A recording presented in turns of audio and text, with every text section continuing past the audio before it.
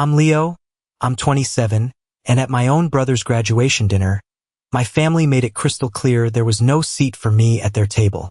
Before I tell you how I left them staring at a $2,800 bill they had no way to pay, do me a favor and let me know where you're watching from in the comments below.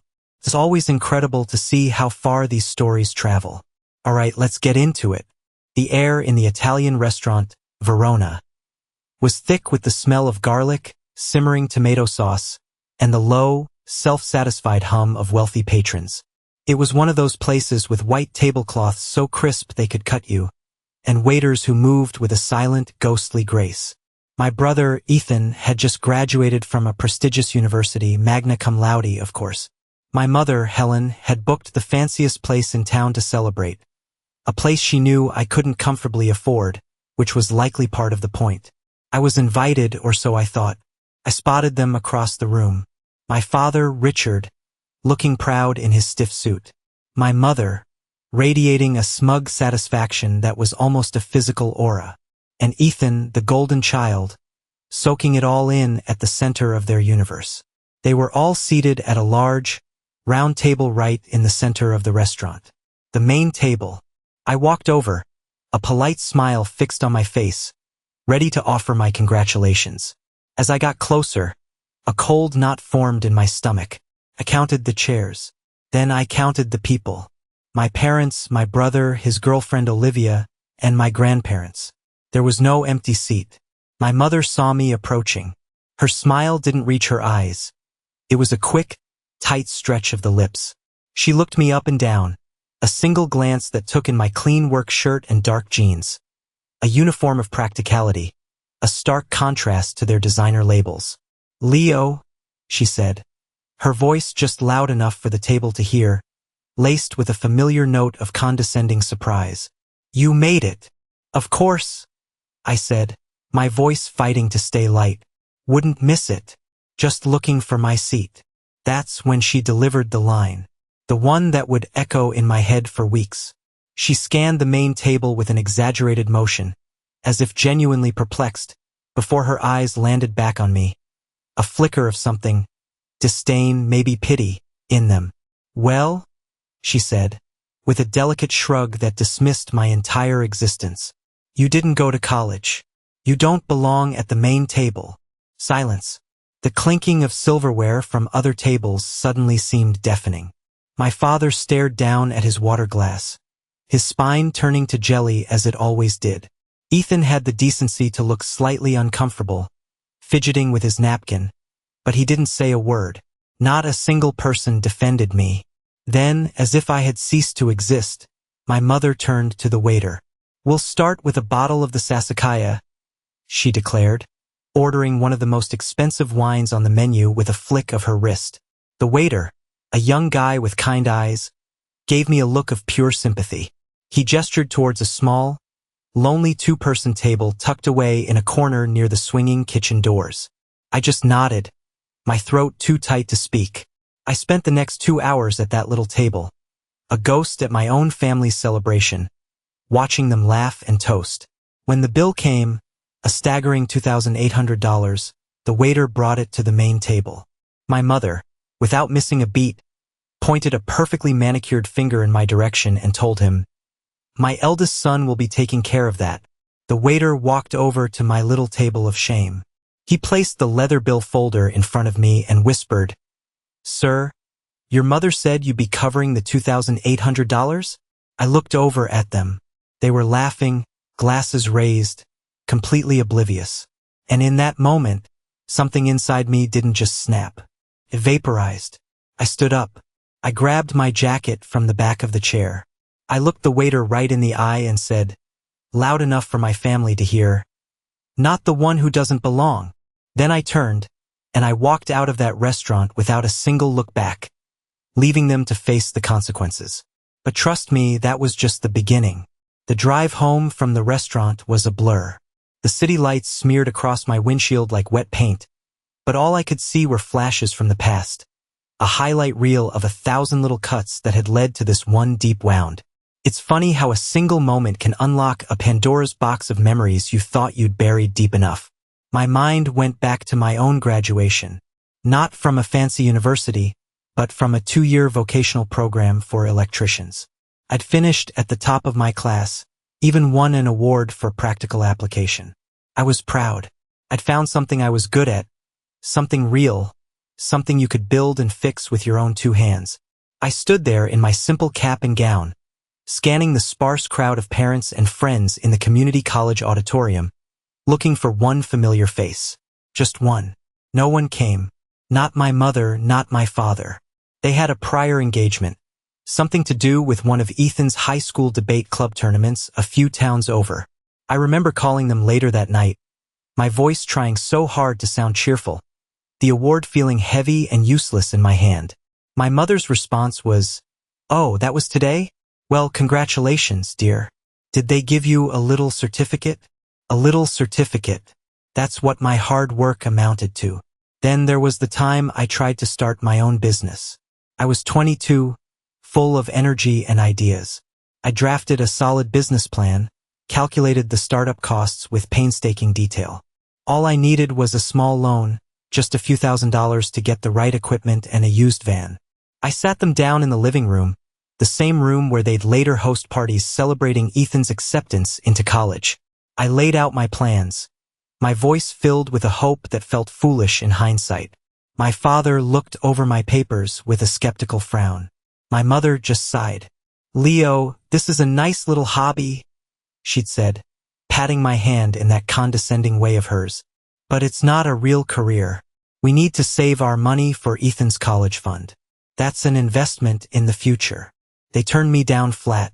2 months later, I overheard them talking about the $5,000 they'd just given Ethan for a cultural backpacking trip across Europe before he started his freshman year. I ended up taking a second job, working nights and weekends, saving every single penny until my hands were calloused and my eyes were perpetually tired. I bought that van myself. I bought every tool myself. I even remembered a conversation about inheritance that I wasn't supposed to hear. My grandfather had just passed, and I was in the kitchen getting a glass of water when I heard my parents talking in the study. "Of course, the bulk of it will be put into a trust for Ethan's education and future," my mother had said in a hushed, conspiratorial tone. "Leo can, well, he can take care of himself with his trade." My own grandfather's legacy, and I was already written out of it. My future wasn't something to be invested in. It was something I was expected to just figure out on my own, in the dark. And the holidays. God, the holidays were the worst. I remember one Christmas vividly. I must have been about 19. We were all gathered around the tree. Ethan naturally got the shiniest, biggest present. A brand new, top-of-the-line laptop for his studies. He opened it with a whoop of joy. My gift was a neatly wrapped box. Inside was a sweater. It was a nice sweater, sure, but as I unfolded it, I recognized it. It was my dad's old cashmere sweater, the one he hadn't worn in years. It had been dry cleaned, but it was still secondhand. It was a hand-me-down. On Christmas, they hadn't even bothered to buy me something new.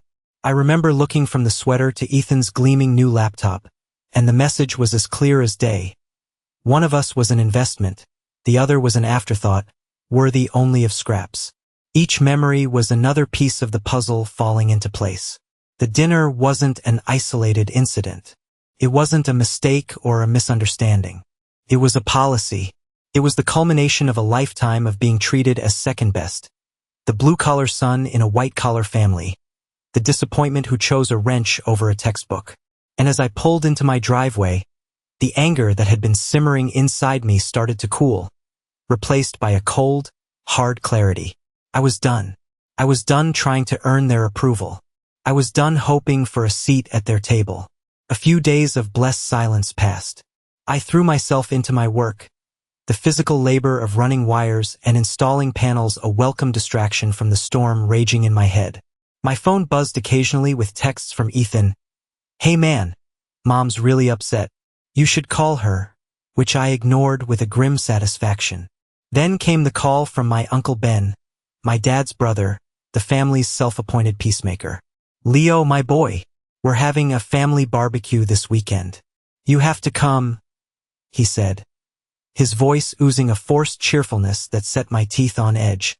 "I don't know, Uncle Ben," I said, my voice flat. "I'm not really feeling up for a family gathering right now." "Nonsense. It'll be good for everyone. A chance to talk, smooth things over. Your mom and dad will be there. Just come. For me, don't let one little misunderstanding tear us apart." Little misunderstanding. The phrase was so dismissive it almost made me laugh.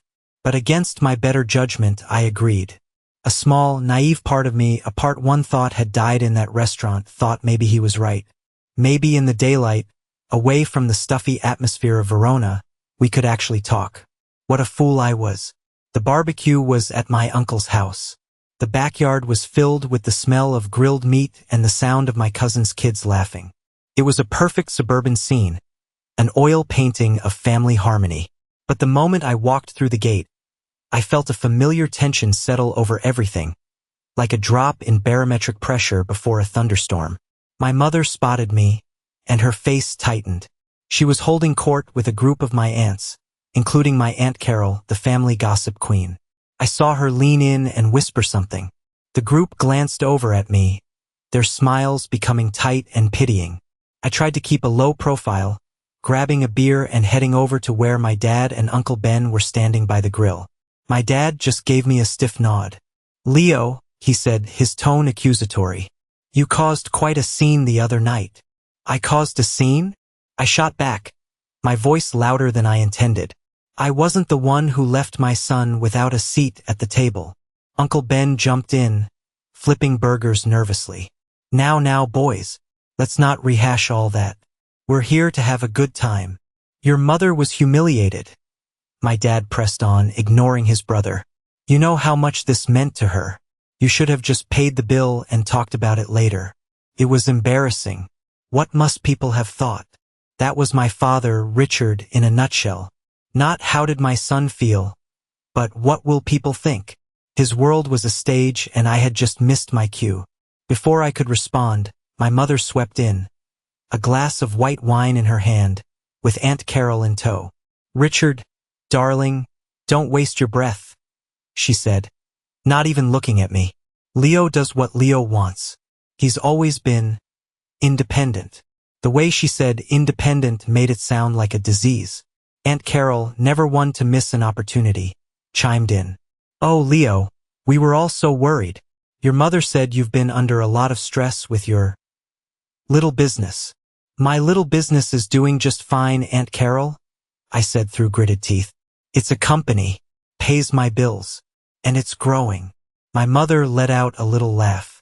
"Oh, that's nice, dear. It's so important to have a hobby.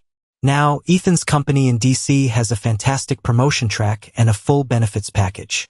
That's a career." The rest of the afternoon was a masterclass in passive aggression. The grand finale came when everyone had gathered their plates and sat down. My mother stood up, tapping her glass for attention. "I'd just like to make a toast," she announced, her eyes sweeping over the family before landing on Ethan, who was preening next to Olivia. "To my brilliant son, Ethan, a college graduate with a bright future ahead of him in Washington, D.C.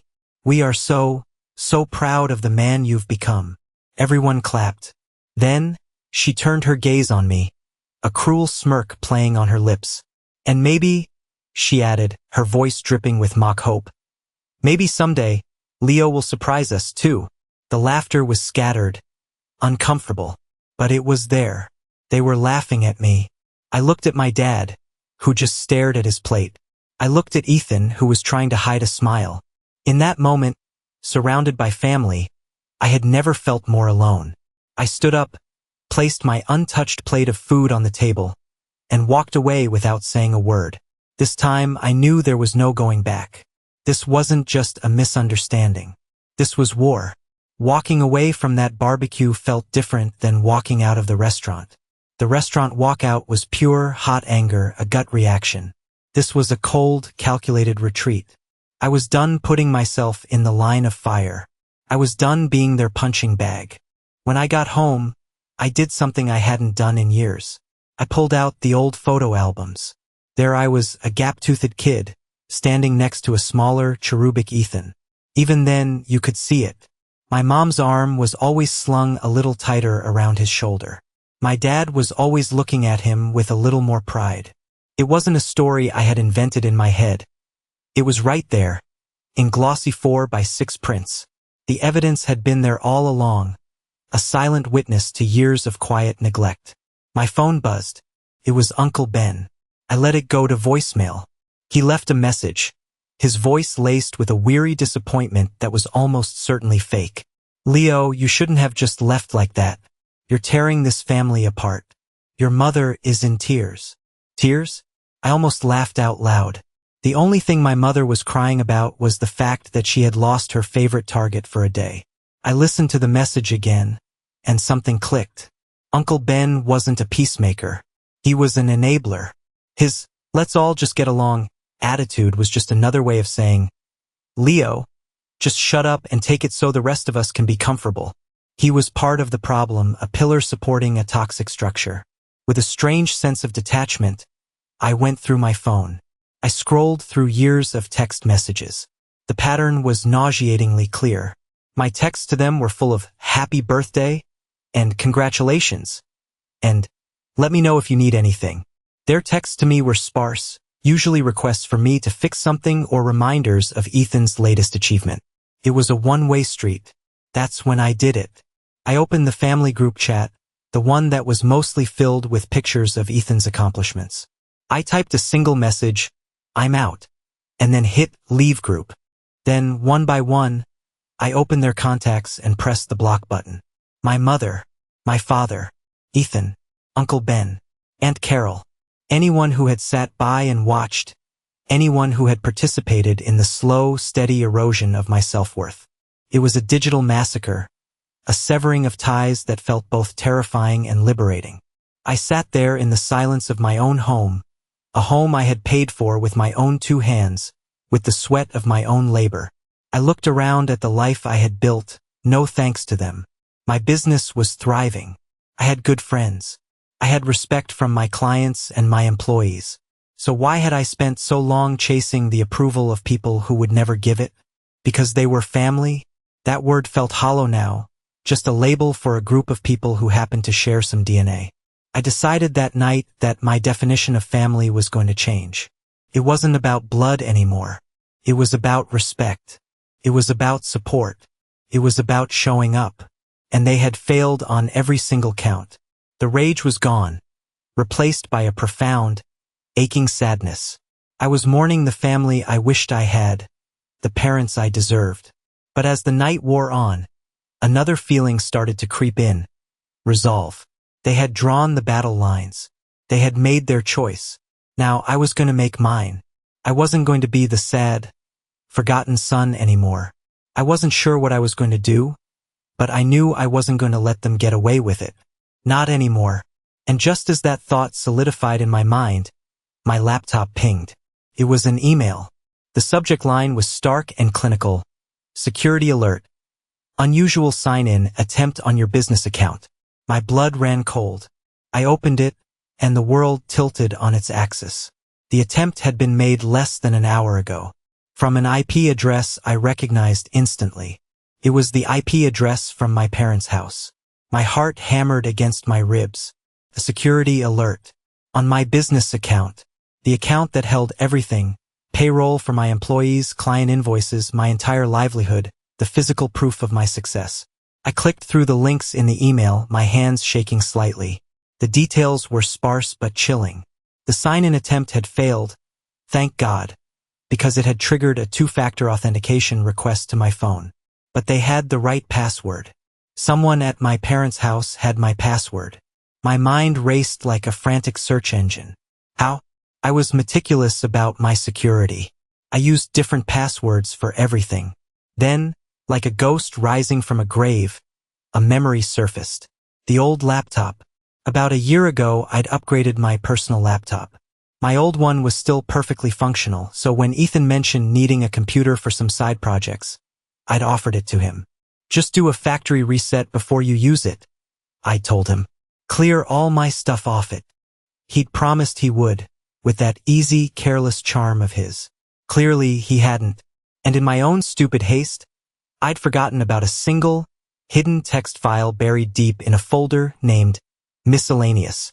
It was a legacy file from years ago, a list of old passwords I'd kept before I started using a proper password manager. My business account password, an older version of it, was on that list. It was a long shot, but it was the only thing that made sense. My fingers flew across the keyboard. I logged into my business banking portal's admin panel. I pulled up the access logs. I could see the failed login attempt timestamped. I ran a quick trace on the IP address. Confirmed. It was my parents' home network. There was no ambiguity. My first instinct was denial. Couldn't be Ethan. My brother was arrogant, entitled, and lazy, but a thief? It seemed impossible. Maybe my dad needed to look up an old invoice for a repair I did for a friend of his? No, that didn't make sense. He would have just called. Maybe they'd been hacked? But the timing was too perfect, too malicious. Right after the barbecue. Right after I'd cut them all off. This felt personal. This felt like retaliation. I had to know. I picked up my phone and, using a feature to hide my caller ID, I dialed Ethan's number. He answered on the third ring, his voice wary. "Hello, Ethan?" I said, keeping my voice as level as a sheet of ice. "I need you to answer a question for me, and I need you to tell me the truth. Were you just trying to get into my business bank account?" Silence. Not a denial, just dead air. I could hear his breathing, shallow and quick, like a cornered animal. "Ethan, don't lie to me. This is not a game." No, of course not." He finally stammered, but his voice was thin, unconvincing. "Why would I do that? That's crazy." "Because the login attempt came from Mom and Dad's house 10 minutes ago, and they used an old password of mine. A password that was only on one device on that entire property. The old laptop I gave you." More silence.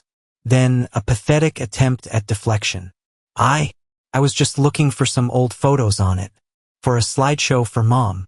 I was just clicking around. I must have clicked on a bookmark by accident. I didn't try to log into anything." "You're lying," I said, the cold clarity washing over me again. "The system logs a failed attempt. Ethan, that doesn't happen by accident. It happens when someone types in a username, types in a password, and hits the enter key. You did that." He started to babble then, a frantic stream of excuses that didn't make any sense. He was just curious about my business. He didn't mean anything by it. It was an accident. But the truth was there, hiding behind his pathetic lies. He had done it. My own brother, the golden child, the one who had everything handed to him on a silver platter, had tried to steal from me. And I suddenly knew this wasn't just about the money. This was about power. It was about punishing me for walking away. It was about proving that they could still control me, still hurt me even from a distance. The last shred of brotherly affection I had for him died in that moment, replaced by a cold, burning rage. This was no longer just a family drama. This had just become a crime. The phone call with Ethan left a bitter taste in my mouth. His lies were so transparent, so pathetic, it was almost insulting. I hung up, my mind reeling. This was bigger than a family squabble now. He had crossed a line. A serious, potentially criminal line. I needed to talk to my parents. A part of me, a deeply buried, foolishly optimistic part, thought that surely, they would see the gravity of this. They would be horrified. They would hold Ethan accountable. How wrong I was. I drove over to their house, my knuckles white on the steering wheel. I didn't knock, just let myself in with the key they still insisted I keep, as if it were some symbol of a family bond that no longer existed. They were in the living room watching some political talk show. My mother looked up, her expression hardening when she saw me. "What do you want, Leo?" she asked, her voice cold. "I thought you were done with us." "I just got off the phone with Ethan," I said, standing in the middle of the room. I felt like a prosecutor in a courtroom. "I want to know why he just tried to hack into my business account." My father muted the TV. The sudden silence was heavy. My mother, however, scoffed. She actually rolled her eyes as if I were a teenager complaining about a stolen comic book. "Oh, don't be so dramatic. Hack? He was probably just curious." You know how he is with computers, always tinkering. Curious, I repeated, my voice rising in disbelief. He used an old password of mine to try and access my company's finances. That's not curiosity, that's attempted theft. He was trying to take my money. Don't you dare accuse your brother of being a thief, she snapped, getting to her feet. Her eyes flashed with a protective fury I had never once seen directed towards me. He wouldn't do that. He has a bright future, a good job lined up. Why would he need your little bit of money? I don't know why. Maybe to punish me, but he did it. I have the logs, the IP address, the exact time. He admitted he was on the laptop, and then came the moment that shattered any remaining illusion I had about my family. My mother took a step towards me, her face a mask of indignation, and twisted reality into a pretzel. Well, if he did, she said, her voice dripping with venom, then it's your own fault. What kind of idiot leaves his financial information on an old computer? You were practically asking for it. You probably did it on purpose, set him up just to try and get him in trouble. You've always been jealous of him, ever since you realized you couldn't keep up. I stared at her, utterly speechless. My jaw hung open. She was blaming me. My brother attempts to commit a felony, and she was blaming me. I looked at my father, pleading with my eyes for him to say something, to be the parent, to inject some sanity into this madness. He just shifted uncomfortably on the sofa, wringing his hands. Helen, calm down, he mumbled, his voice weak. I'm sure it's just a misunderstanding. No, I will not calm down, she shrieked, her voice escalating. He comes in here, making wild accusations against his brother. After the stunt he pulled at the restaurant. He's trying to destroy this family. After everything we've given him. Given me. I finally found my voice. A harsh, ragged sound. You've given me nothing but leftovers and condescension my whole life. That's when I saw it. It wasn't just about protecting Ethan. It was about protecting the image. The perfect family with the perfect son. My existence, my blue-collar success, was a smudge on their masterpiece. And Ethan's crime, if acknowledged, would shatter the frame completely. So they had to make me the villain. It was the only way to preserve their precious illusion. As I turned to leave, my father spoke up. A last, pathetic attempt to maintain the status quo. Son, just let it go. It's a family matter. We'll handle it internally. I stopped at the door and looked back at him, at the man who was supposed to be my father, my protector. No, I said, my voice eerily calm. It's not a family matter anymore. He tried to steal from my business. That makes it a business matter. And I will be handling it as such. I walked out and closed the door behind me. The sound of my mother's angry shouts muffled but not silenced. The battle was just beginning. The drive away from my parents' house was different. There was no confusion, no sadness. Just a cold, hard resolve settling in my bones like ice. They had made their choice. They had chosen the fantasy over the truth, the golden child over their other son. They had chosen the crime over justice. Fine. If they wanted to treat this like a game, I would show them how it was played. My first call was to my best friend, Marcus. We'd known each other since kindergarten, when we'd bonded over taking apart a broken radio and failing to put it back together. Now, he was a tech genius, a cybersecurity analyst who could probably hack into the Pentagon with a toaster oven if he was bored enough. He was the only person I trusted implicitly. He picked up on the first ring. Hey man, what's up? You sound grim. Marcus, I said, my voice tight. I need your help. It's serious. I quickly laid out the whole story. The dinner, the barbecue, the security alert, the insane, reality-bending conversation I just had with my parents. I didn't leave anything out. When I finished, there was a long pause on the other end of the line, just the sound of him breathing. Leo, I'm speechless, he finally said, his voice low and angry on my behalf. They're blaming you? That's not just denial, man.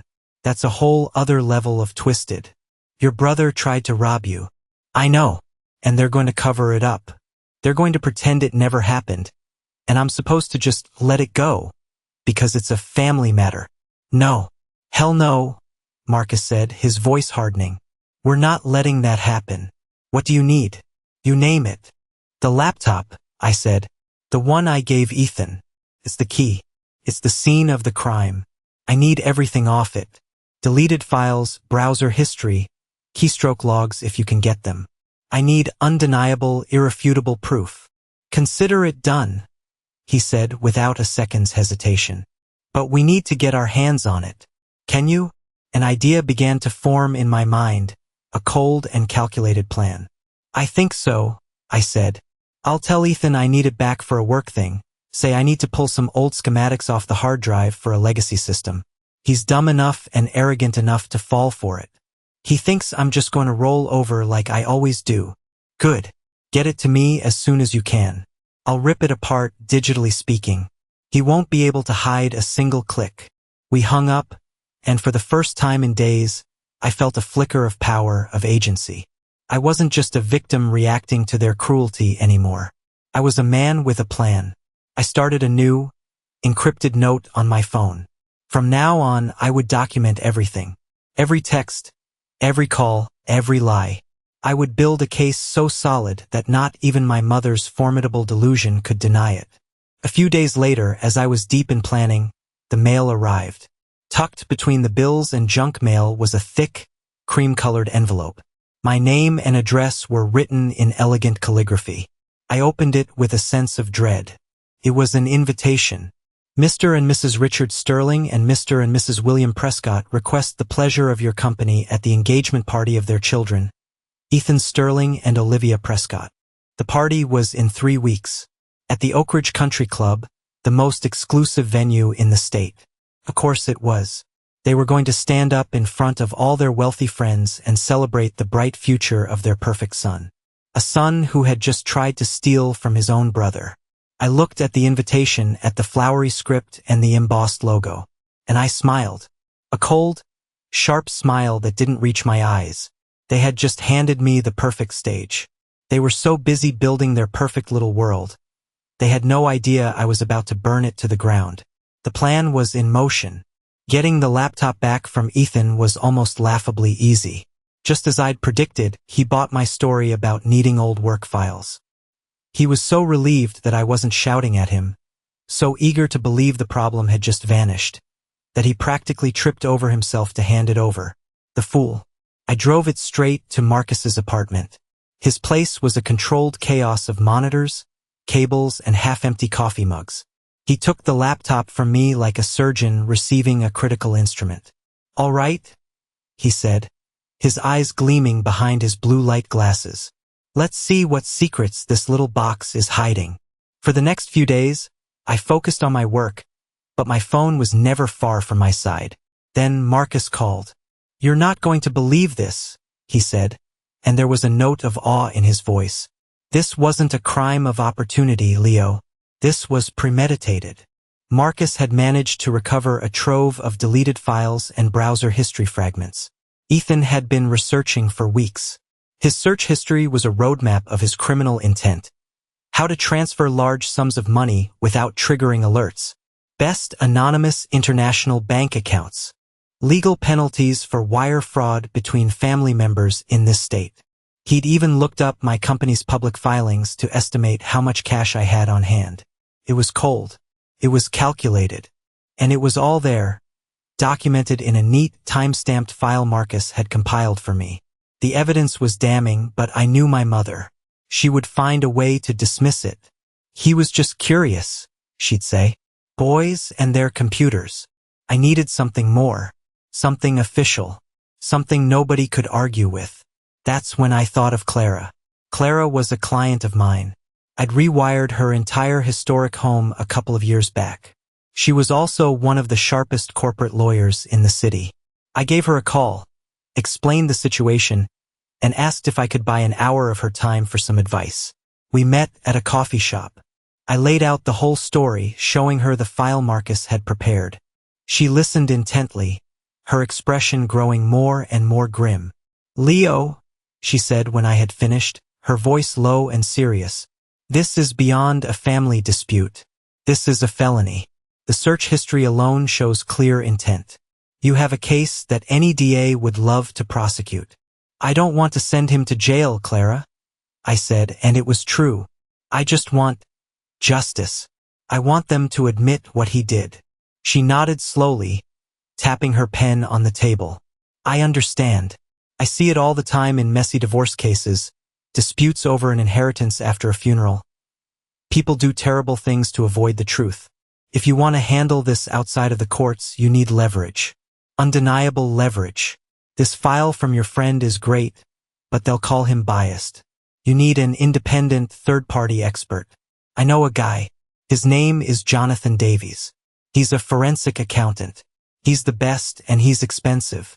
But his report will be ironclad. It's the kind of report that ends boardroom battles and sends CEOs to prison. No one, and I mean no one, argues with a report from Jonathan Davies. I didn't even hesitate. The cost would be steep, but freedom from their lies was priceless. Give me his number. Hiring Jonathan Davies was the best decision I ever made. He was a quiet, meticulous man in his late 50s with glasses perched on the end of his nose and an air of unshakable competence. He reviewed Marcus's data, my bank security logs, and asked a series of precise, insightful questions that showed he understood not just the what, but the why. He was all business, and it was exactly what I needed. He told me he would have a full report ready for me in a week. While Davies worked his magic, the other side was living in a bubble of blissful ignorance. My parents were in full engagement party planning mode. I knew this because, despite my blocking them, the family grapevine was still active. I'd get the occasional text from a well-meaning cousin. Are you really not coming to Ethan's party? Your mom is telling everyone you're just going through a phase, and we'll be there with bells on. A phase. That's what they were calling it. My standing up for myself, my refusal to be their doormat, was just a temporary inconvenience. A childish tantrum they were sure I'd get over. They had no idea what was coming. Then, one evening, an unknown number flashed on my screen. I answered cautiously. Hello, Leo? It's Olivia, Ethan's fiancée.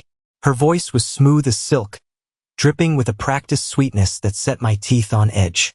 Oh, hey Olivia, I said, keeping my tone as neutral and unreadable as possible. I was just calling because, well, I know things have been a little tense between you and the family lately, she cooed, her voice a symphony of fake concern. And I just wanted to personally say how much it would mean to both Ethan and me if you came to the engagement party. We really want you there. Family is so important, you know? I almost laughed. The performance was flawless. She sounded so sincere, so concerned. But I could hear the subtle interrogation beneath the honeyed words. She was fishing. She was trying to gauge my temperature to see if the problem me had been neutralized. She was making sure the stage would be perfect for their perfect night. And that's when a small, chilling detail from Marcus's report came back to me. Among Ethan's search histories, there was a saved login for a shared cloud account. The account name was E&O_future. Ethan and Olivia. They had a shared account where he had saved links about anonymous banking and asset protection. She knew. She had to have known. Maybe not everything, but she knew something was wrong. She knew her perfect fiancé had a dark side, and she was calling me to do damage control, to make sure the boat wasn't rocked before she got her ring and secured her place in the perfect family. I appreciate the call, Olivia, I said, playing my part perfectly. Things have been tough, but you're right. Family is important. I wouldn't miss it. I'll be there. Oh, wonderful, she gushed, the relief in her voice so palpable it was almost comical. We'll be so happy to see you. It'll mean the world to Ethan. We hung up, and I stared at the phone. She wasn't an innocent bystander. She was a co-conspirator or, at the very least, an accomplice after the fact. Her desire for the lifestyle my family offered was more important than her fiancé's integrity.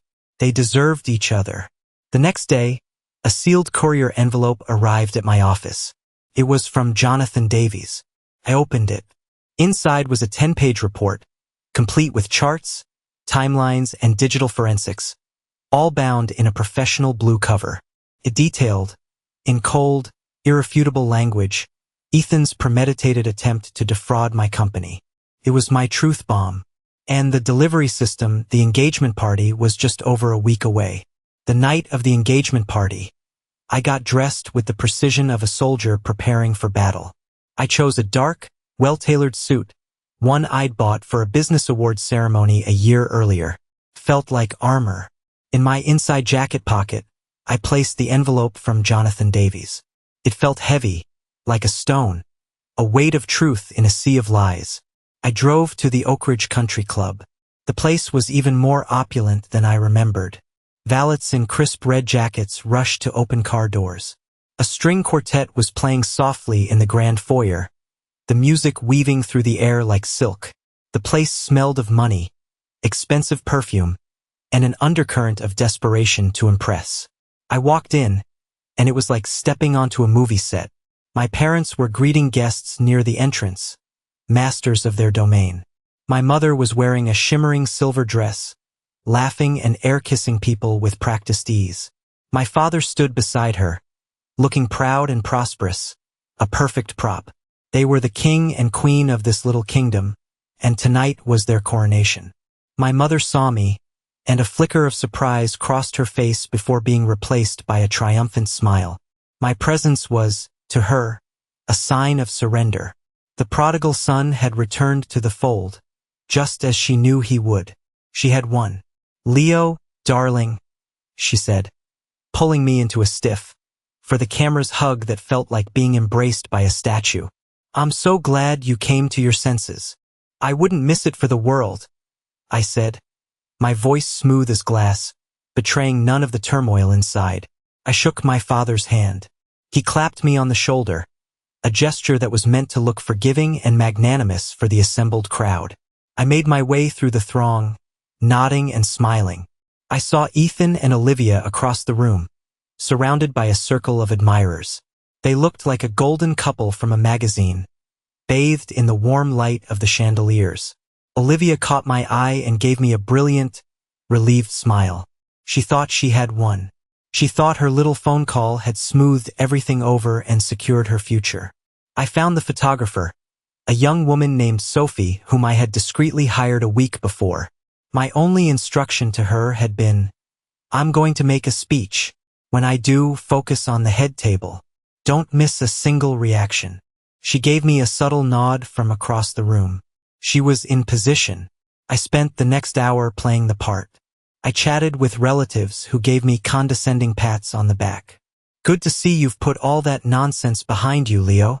I listened to my father's friends brag about their stock portfolios and golf handicaps. I watched my mother bask in the glory of it all. Her son, the college graduate, marrying into another wealthy family. The whole scene was a lie, a beautifully constructed fantasy, and I was the only one who knew the truth. I watched Ethan. He was relaxed, laughing, a glass of champagne in his hand, accepting congratulations with an easy grace. He hadn't just gotten away with it. In his mind, it had never even happened. He had rewritten history. My anger, my accusations, they were just a bad dream he'd woken up from. He was untouchable, wrapped in the Teflon coating of my parents' protection. Then the moment came. Ethan's future father-in-law, Mr. Prescott, stepped up to a small microphone to give a toast. He spoke about love and family and bright futures. It was all very touching and completely devoid of reality. When he finished, and the polite applause died down, I made my move. I walked up to the microphone as Mr. Prescott was stepping away. "Excuse me," I said, my voice calm and clear, carrying through the suddenly quiet room. "If I could just have a moment, I'd like to say a few words about my brother." My mother beamed, looking around as if to say, "See, all is forgiven." Ethan looked at me, a smug, satisfied smirk on his face. He thought I was there to sing his praises, to complete the picture of the perfect, reconciled family. The stage was set. The audience was silent. The trap was sprung. I stood at the microphone, the weight of every eye in the room on me. The soft chatter died completely. I could feel my mother's proud gaze, my father's relieved one, and Ethan's expectant smirk. They thought I had come to bend the knee, to play my part as the contrite lesser son. Good evening, everyone. I began, my voice steady, resonant in the hush. For those of you who don't know me, I'm Leo, Ethan's older brother. I want to talk tonight about the importance of a good foundation. Whether you're building a house, a business, or a marriage, it all comes down to the foundation. It needs to be built on solid ground, on things like trust, integrity, and most importantly, honesty. A murmur of approval went through the crowd of well-dressed guests. It was the kind of empty platitude they loved. My mother nodded sagely, taking a delicate sip of her champagne. I continued, my eyes locking onto Ethan's. His smile started to falter, just a little. The confidence in his eyes was replaced by a flicker of uncertainty. I started my own business from the ground up. I went on, letting a personal note creep into my voice. I didn't have a fancy degree or a trust fund. I just had my own 2 hands and a belief in doing honest work for an honest wage. I built my foundation on reliability and trust. It's the most valuable asset I have, more valuable than any amount of money. I paused, letting the silence hang in the air for a beat too long. So you can imagine my surprise?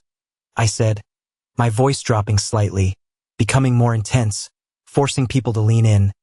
When I discovered that someone very close to me, someone I should have been able to trust completely, recently tried to demolish that foundation.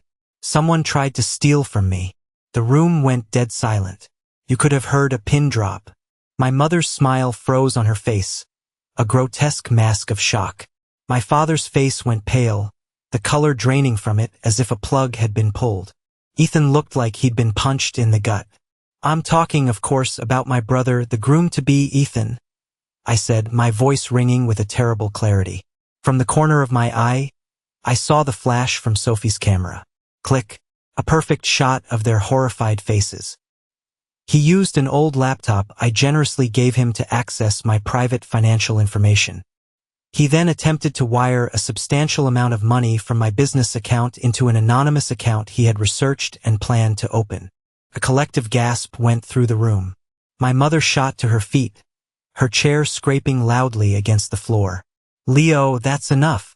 This is not the time or the place. You're lying. Oh, I think it is the perfect time and place, I said, turning to her, my voice hard as steel. You wanted to celebrate Ethan's future. Well, let's make sure everyone here understands the foundation that future is built on. And I have proof. I reached into my jacket and pulled out the Bluebound report. I held it up for everyone to see. This is a report from one of the top forensic accountants in the country. It details everything. The IP addresses from this house. The recovered browser history showing his research into wire fraud. The exact date and time of the failed transfer. As I spoke, a prearranged signal was given to a technician I'd hired. The large projector screen behind me, which had been displaying a romantic slideshow of Ethan and Olivia's smiling faces, flickered to life. On it, in stark black and white, were screenshots from the report. Ethan's Google searches, how to hide wire transfers, family member theft statute of limitations, timestamps, digital fingerprints. It was undeniable, irrefutable proof of his intent. The room erupted in whispers. I saw Olivia's face crumble, her perfect mask of bridal bliss shattering into a million pieces as she stared at the screen. Then at Ethan, her expression one of dawning horror and disgust. Her parents looked mortified, their faces burning with shame. My father looked like he was going to be sick, his hand clutching his chest. But my mother just stared at me, her eyes filled with a pure, unadulterated hatred that was almost biblical in its intensity. I turned my attention back to my brother. He was white as a sheet, trembling, utterly exposed. You told me you wanted a seat at the main table, Ethan, I said, my voice quiet but carrying across the stunned room. Well, to do that, you have to earn it. With honesty, with hard work. Things you clearly know nothing about. I placed the microphone back on its stand. This was my engagement gift to you both, I said, looking from Ethan to a sobbing Olivia. The gift of truth. Build your foundation on that. This is the moment that changes everything, when I finally take back control of my life. Thank you for staying with me this far, you're amazing. Please help me by liking this video and commenting the number 1 below, so I know you've journeyed with me to this point. This not only helps more people find the story, but also lets me know that my experiences mean something to someone. Your support is the biggest motivation for me to continue sharing the rest of this journey. The chaos that followed was exactly what you'd expect. The string quartet had stopped playing, the last note hanging in the air like a question mark. Guests were grabbing their coats and purses, whispering furiously, their eyes darting between me and the wreckage of my family at the head table. The party was over. The illusion was shattered. I didn't stick around to watch the whole thing burn. I walked off the small stage, my steps feeling strangely light, as if I had just set down a burden I'd been carrying my entire life. As I headed for the exit, my path was blocked by my family. My mother was the first to speak, her voice a low, venomous hiss that cut through the surrounding murmurs. "You have ruined us," she spat, her face contorted with a rage that made her unrecognizable. "You have destroyed your brother's life, all because of your petty jealousy. I hope you're happy." Jealousy? I laughed, a real, bitter laugh that came from deep in my chest. "I have nothing to be jealous of, Mother. I have a life I built myself. He has a life you bought for him. And tonight you all found out the price." "He's your brother," my father choked out, his face blotchy and red, his usual composure completely gone. "You don't do this to family. We could have handled this quietly." "You're right," I said, looking him dead in the eye, and for the first time he didn't look away. He saw the cold fury there. "You don't do this to family. You don't leave your son without a seat at the table. You don't ignore his accomplishments. You don't protect a thief just to save face. You stopped being my family long before tonight. Tonight, I just made it official." I looked past them at Ethan. He was being held up by Olivia's father, Mr. Prescott, who was pointing a shaking finger at him and shouting. His words liar and disgrace cutting through the din. Olivia was nowhere to be seen. Ethan looked at me, his eyes wide with a mixture of terror and hatred. He opened his mouth to say something, but no words came out. He just looked like a lost child, stripped of the armor of entitlement he'd worn his entire life. There was nothing left to say. The truth had said it all. I pushed past them. No one tried to stop me. As I walked through the grand foyer, the valet rushed to get my car. His face a perfect mask of professional indifference, though I could see the curiosity burning in his eyes. He held the door open for me. "Have a good night, sir," he said, his voice carefully neutral. "I will," I replied, and for the first time I actually meant it. As I drove away from the country club, I glanced in my rearview mirror. I could see the grand, lit-up building, a beacon of wealth and prestige.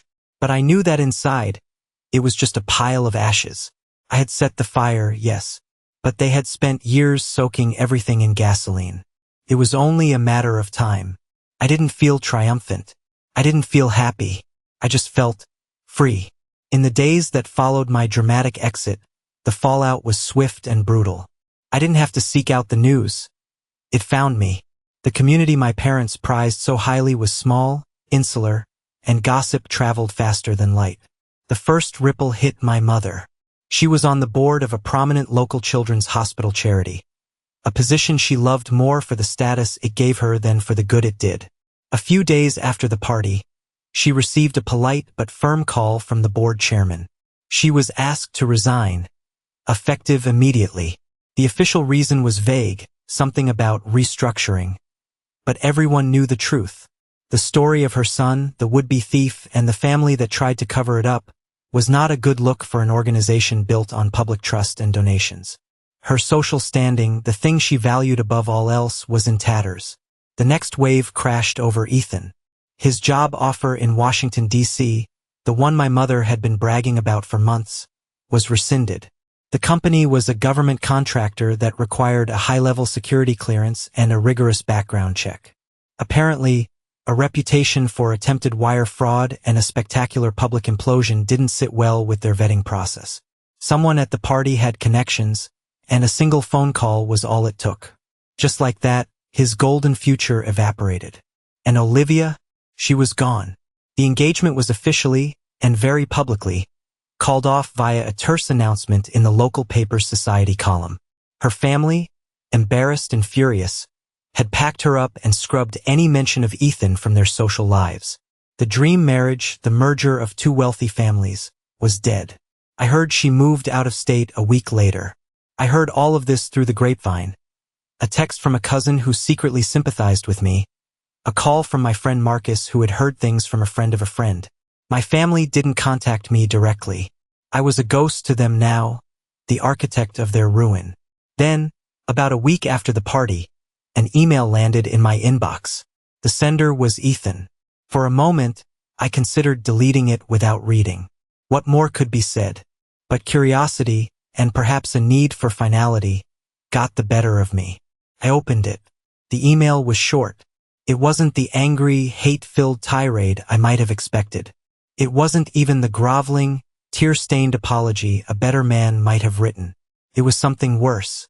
It was pathetic. It read, "Leo, I messed up. I know. I'm sorry. Please don't destroy what's left. Ethan." I read it twice. I messed up. Not, I tried to steal from you. Not, I betrayed your trust. Just a vague, childish admission of a mistake. And the final line, "Please don't destroy what's left." It was all about him. His future. His reputation. There was no remorse for what he'd done to me. Only fear for himself. He wasn't sorry for the crime. He was just sorry he got caught. I stared at the email, at the cowardly words on the screen, and I felt nothing but a quiet, final confirmation that I had done the right thing. This was who he was. This was who they all were. I didn't reply. I simply moved the cursor, clicked a button, and sent the email to the trash, right where it belonged. The months after the engagement party were some of the most peaceful of my life. The silence from my family was a balm. No passive-aggressive comments, no guilt trips, no constant, draining pressure to be someone I wasn't. It was just quiet. And in that quiet, my life began to flourish in ways I hadn't even realized it was being stifled. My business, which had always been successful, exploded. Word of mouth had always been my best advertising, but something new started happening. The story of the engagement party, in its various sensationalized forms, had made the rounds in the local business community. While it destroyed my family's social reputation, it had an unexpectedly positive effect on mine. People saw me as someone who valued integrity, someone who wouldn't back down from the truth, no matter the cost. They saw me as a man of principle, someone you could trust with a handshake. One day, I got a call from Frank, a guy who ran a much larger construction firm in the next county. We'd been competitors on a few bids over the years, and he'd always had this slightly condescending attitude towards me, the VO Tech kid without a college degree. "Leo," he said, his voice surprisingly respectful. "I've got a massive new housing development project kicking off. The electrical contract is huge, too big for my in-house guys to handle alone. I want to subcontract it to you." I was floored. It was the biggest opportunity my company had ever had. "Frank," I said, "I'm honored. But why me? There are bigger outfits than mine." There was a pause on the other end of the line. "Let's just say I heard a story about you," he said gruffly. "About an engagement party. I like to work with people who have a solid backbone and aren't afraid to call a spade a spade. You've proven you have both. Send me a proposal." That contract changed everything. I had to hire 4 new electricians and an office manager. I upgraded my fleet of vans. I moved my business out of my cramped garage and into a proper commercial space with a real sign out front. I was working harder than ever, but it was a joyful, fulfilling kind of work. I was building my own empire, brick by brick, wire by wire. I reconnected with the few family members who had reached out after the storm, the ones who had quietly told me it was about time someone stood up to them. My social circle became smaller, but infinitely more real. It was a life built on mutual respect, not hollow obligation. I even started taking weekends off, something I hadn't done since I started the business. I bought a used kayak and spent my Saturday mornings on the quiet waters of the local reservoir. It was there, paddling under the open sky with nothing but the sound of the water and the birds, that I finally had the space to process everything. I realized the anger was gone. The hurt had faded to a dull scar, a reminder of a battle fought and won. I didn't hate them anymore. I just didn't think about them. They had become irrelevant to my life, like characters in a book I had finished reading long ago. I was happy, genuinely, deeply happy. I had built a life on solid ground, on the principles of honesty and hard work they had always pretended to value but never truly understood. I had found my place in the world, and it turned out it was a much better, brighter place than any seat they could have offered me at their table. Life settled into a comfortable, productive rhythm. The business was growing, I had a great team who respected me, and my weekends were my own. The drama with my family felt like it had happened to someone else in another lifetime. I had truly, finally moved on. Then, one afternoon, clearing out my email spam folder before heading home for the day, I saw it. An email from Ethan, sent from a new, generic Gmail address. It had been sitting there for months, buried under a mountain of junk mail. It was the email he had sent the week after the party, the one I had instinctively known I needed to see to fully close the chapter. My finger hovered over the delete button, the same way it had months ago. But this time, there was no hesitation, no emotional charge. It was just an old piece of correspondence. I was a different man now. I could read it. I clicked it open. The subject line was simply Leo. The message was shorter than I expected, and 100 times more revealing. Leo, I messed up. I know. I'm sorry. That first part was almost predictable. A non-apology apology. A child's confession. But it was the rest of it that truly showed his character or lack thereof. It was a masterwork of self-pity and blame-shifting. Mom and Dad said you were always jealous. That you couldn't stand to see me succeed because you never had the drive to go to college. I guess they were right. You had to tear me down just to feel big for once in your life. I read that part again. A cold, clinical smile touching my lips. Even now, after everything, he couldn't take responsibility. He was still hiding behind our parents' toxic narrative. The one where I was the villain, the jealous, bitter brother who couldn't cut it in their world. My job is gone. Olivia is gone. Everything we worked for. Everything they worked for. You did this. You planned it all. You wanted to destroy me. You couldn't just let me be happy. He still saw his life as something they had worked for. Not him. He was a product, a project, and I had sabotaged it. The lack of self-awareness was breathtaking. He didn't see that his own actions, his own greed and entitlement, were the cause of his downfall. It was all my fault. And then, the final, pathetic kicker, the true point of the email. Please don't destroy what's left. If you tell anyone else, if you press charges, I'll have nothing. You've won. Just leave me alone now. Let me try to pick up the pieces of the life you shattered. My finger traced the words on the screen. You've won. He still saw it as a game, a competition between brothers that he had lost. He didn't understand that I was never playing against him. I was playing for myself. For my own self-respect, for my own sanity. The email was the final piece of evidence I needed, not for a court of law, but for the court of my own conscience. Proved that he had learned nothing. There was no remorse, no understanding of the betrayal he had committed. There was only the selfish fear of a coward who had been caught. He wasn't sorry for trying to steal from me. He was sorry that his life of unearned privilege had been disrupted. I looked at the email one last time. There was no anger, no lingering hurt, just a quiet, profound sense of pity for him, for the hollow man he had become. He would spend the rest of his life blaming me, blaming the world, for the consequences of his own choices, forever trapped in a prison of his own making. I didn't reply. I didn't forward it to anyone.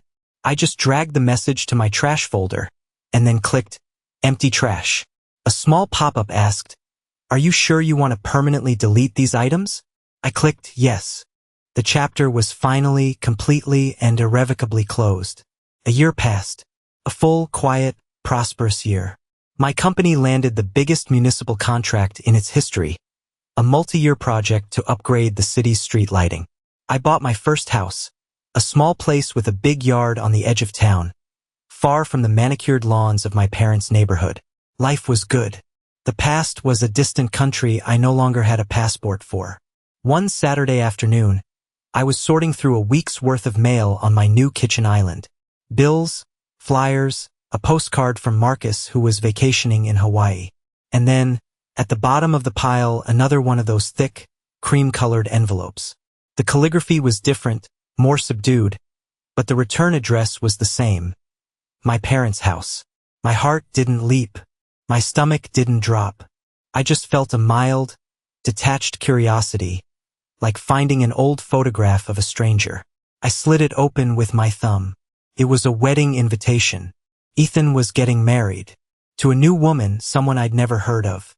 The ceremony was to be held at a small, discreet chapel. No country club this time. No grand reception. They were clearly trying for a more humble, rebuilt image. My name was on the invitation, a last, futile gesture of pretending we were still a family. I held the invitation in my hand. A year ago, this piece of paper would have sent me into a spiral of anger or sadness. It would have felt like a slap in the face, a sign that they had all moved on without a shred of remorse, rewriting history yet again. But now, it was just paper, a notice of an event in the lives of strangers. I walked out to the new stone fire pit I had built in my backyard. It was my favorite spot, a place where I gathered with my real friends, my chosen family, for beers and conversation. I crumpled the invitation into a tight ball. I took out a lighter, the same one I used to light the grill for our barbecues. I flicked the spark wheel. A small, steady flame appeared. I held it to the corner of the crumpled invitation. It caught instantly, the edges blackening and curling inward. The names Ethan and Helen and Richard were consumed by the orange glow, turning to smoke and disappearing into the afternoon air. I watched it burn until it was nothing but a fragile black ash. A light breeze came up and scattered the remains across the lawn. It was gone. All of it. The slights, the insults, the betrayal, the fight, the victory. It was all just smoke. I stood there for a long time, looking up at the clear blue sky. I wasn't the angry son anymore. I wasn't the victim. I wasn't the avenger. I was just Leo, a business owner, a homeowner, a man at peace. And I finally understood. The best revenge wasn't the public humiliation, as satisfying as it had been. The best revenge wasn't watching them fail. The best revenge was living a life so full, so happy, and so completely my own, that their existence, their approval, their very memory simply ceased to matter. The best revenge was my own, quiet, unassailable happiness. Thank you for listening to my story. I hope it resonated with you in some way. Have you ever had to completely cut ties with someone to find your own peace? Share your story in the comments below. And please, don't forget to like and subscribe so you don't miss what's next. Your support truly means the world.